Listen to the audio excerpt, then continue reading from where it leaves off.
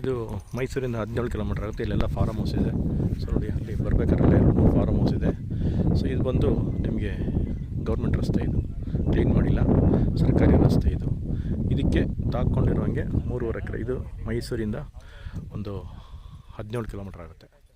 3.5 ಎಕರೆ developed ತೋಟ ಮತ್ತು solar ಬೇಲಿ ಇದೆ.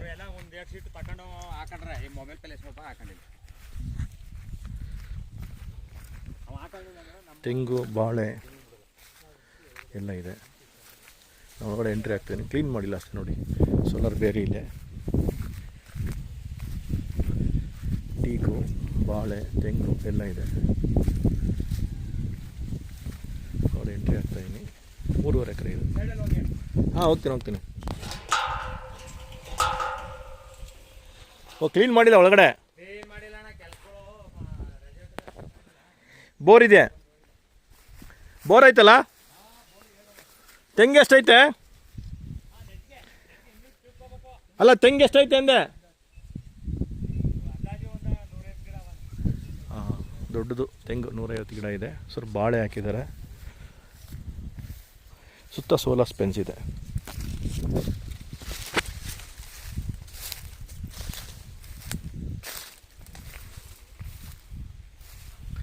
ನೋಡಿ, ತೆಂಗು ತುಂಬ ಚೆನ್ನಾಗಿ ಫಲ ಇದೆ. ಬಾಳೆ, ತೆಂಗು, ಟೀಕು ಇದೆ. ಸೊ ಕ್ಲೀನ್ ಮಾಡಿಲ್ಲ ಅವರು. ತೆಂಗು ನೋಡಿ ತುಂಬ ಚೆನ್ನಾಗಿ ಫಲ ಕೊಡುವಂಥ ತೆಂಗಿದೆ. ಅಡಿಕೆನೂ ಇದೆ.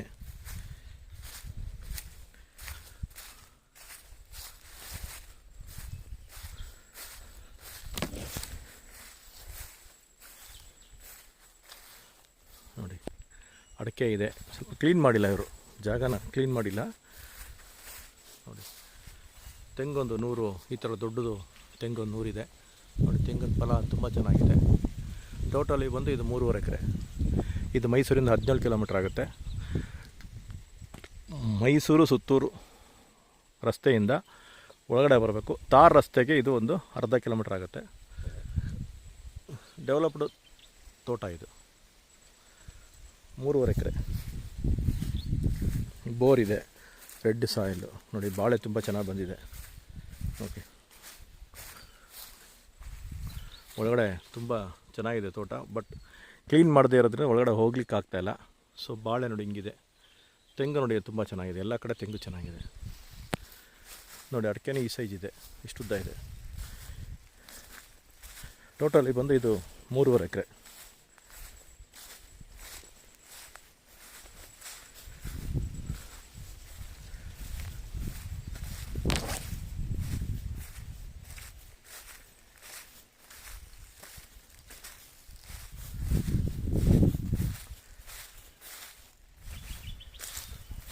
ಸಣ್ಣದೊಂದು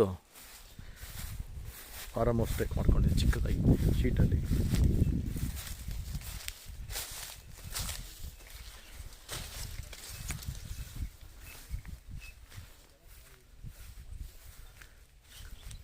ನೋಡಿ, ಇಲ್ಲೇ ಬೋರ್ ಇದೆ.